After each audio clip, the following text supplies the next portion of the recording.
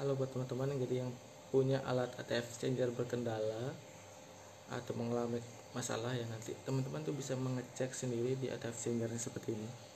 Punya Tovan, jadi jika ATF changernya nyampur ya, teman-teman harus pastikan dulu kalau relay ini tuh bisa on.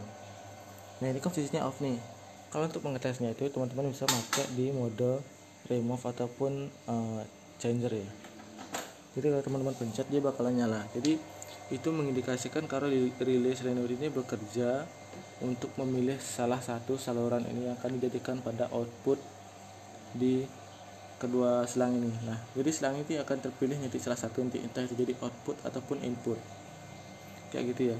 Jadi untuk memilih dasarnya harus milih itu dulu agar tahu nanti sistem bahwa relay itu atau solenoidnya bekerja kayak gitu. Nah, jadi di sisi lain ya, selain menguji dengan sistem yang pertama tadi, teman-teman juga bisa menguji dengan memberikan air gun pada salah satu selang. Tujuannya nanti itu supaya sebagai hambatan gitu ya, hambatan bahwa ada tekanan berlebih di salah satu selang. Nah, dengan adanya tekanan lebih di salah satu selang, itu bakal dianggap sebagai pengeluaran dari transmisi. Maka selang yang satunya itu akan dianggap sebagai pengeluaran dari ATF changer kayak gitu ya. Jadi ditukar aja. Jadi misalkan ini pertama ditukar ke sini, itu dia normal. Sekarang airgun itu pindah ke sana sebagai hambatan. Jika dia normal, berarti sensor yang membaca tekanan yang ada di bawah sini itu bekerja dengan normal. Itu ada dua sensor yang akan mengalir dan menseleksi dua sistem ini. Jika salah satu dideteksi dengan ada tekanan berlebih, maka akan dianggap sebagai tekanan pada transmisi. Kayak gitu ya. Nah, tapi di sisi lain teman-teman itu jangan senang dulu. Misalkan kalau saat pengetesan itu baik di kedua selang itu normal pembacaan tekanan ataupun relay sudah berfungsi dengan normal, jangan senang dulu.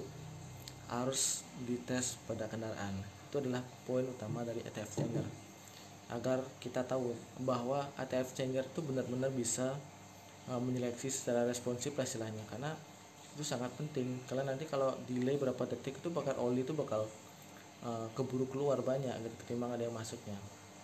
Nah, jadi untuk memastikan lebih pasti itu lebih baik dites pada kendaraan. Jadi saya hanya bisa memberikan secara simulasi sederhana tentang apa yang saya pelajari dari ATF changer seri terbaru ini, karena ini serinya otomatis. Kalau dulu di kendaraan atau di dealer ya, itu dominan manual pakai keran. Jadi gitu. Oke, langkah berikutnya untuk membuktikan jika selang ini bisa dipilih salah satu menjadi bagian output ataupun input, saya akan menukar ya. Ini kan pertamanya nanti jadi output nih. Nah, tak taruh situ. Terus sekarang ini tak jadikan output. Apakah bisa? Jika bisa, berarti sistem harusnya tidak mengalami kendala. Atau sensor berarti bisa mendeteksi tekanan yang akan dikeluarkan dari selang ini. Nah, saya coba. Ini oli udah kita masukin. Nah, bisa kan? Berarti dia sistemnya sensornya udah normal sekarang. Jadi gitu. Jadi kalau dia tidak normal, maka secara otomatis sensor itu tidak akan mendetek bahwa ada tekanan berlebih di salah satu selang.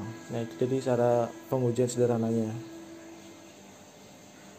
Jadi kalau oli udah habis, dia otomatis akan off. Jadi misalkan kita masukkan 10 liter, data 10 liter itu akan disimpan di sini langsung sampai olinya habis, dan sensor akan mendetek langsung untuk mengoffkan relay. Jadi kayak itu ya.